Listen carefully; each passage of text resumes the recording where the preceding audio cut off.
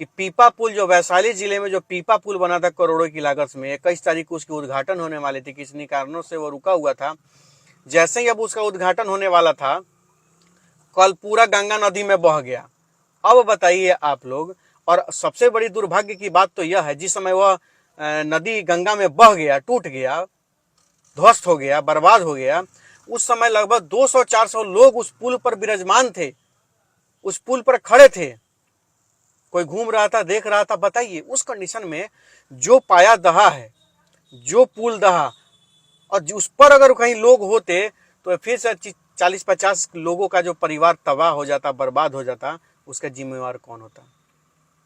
सीधे तौर पे तेजस्वी जी और नीतीश जी की सरकार में ये भ्रष्ट इंजीनियर इन लोगों को चैन से रहने नहीं दे रहे हैं। और मामला यहाँ विरोध अगर भ्रष्ट इंजीनियरों की जाती है तो कुछ अंड संड जो लोग हैं, ये कूद फान के अपना उड़ता तीर अपने में ले रहे हैं। तो भैया मेरे, जहाँ कोई गलत करता है वहाँ उसका विरोध होता है, जहाँ कोई गलत काम करने का प्रयास करता है उसका विरोध होता है। तो ये गलत हो रहा है, यहाँ के इंजीनियर लोग ये गलत कर रहे हैं। पुल गिर रहा है तो उसकी चर्चा होगी। भागलपुर में पुल गिरा, उसका चर्चा हुआ। किशनगंज में पुल का पाया धस गया, उसका चर्चा हुआ। आज आपको वैशाली में पीपा पुल बह गया, कल होकर के रोहतास में गिर जाए, कल होकर के मोतिहारी में कोई पुल गिर जाए, छपरा गोपालगंज सिवान गिर जाए, दरभंगा मधुबनी गिर जाए, शिवर सीतामढ़ी गिर जाए। बताइए मेरे, भभुआ कैमूर, इस सब जगह का जितना भी जगह पुल बन रहा है निर्माणाधीन है, अगर वो गिर जाए तो सीधे तौर पे अगर कहीं पुल गिर रहा है तो सरकार को भी एक टीम बनाकर, मैंने पहले भी वीडियो में बताया था कि सरकार को एक टीम बना करके इस पर कार्रवाई करनी चाहिए।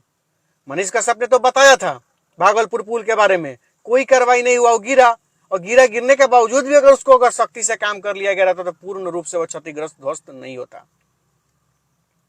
तो सरकार को अगर कोई गलत काम के खिलाफ अगर कोई यूट्यूबर, कोई पत्रकार या कोई सामाजिक आदमी अगर आवाज उठाता है, विरोध करता है, तो उसको दिल पर ले करके उस पर एफआईआर करके एनएसए नहीं ठोकवा दिया जाता है, उस पर विचार करके उस समस्या का समाधान कराया जाता है।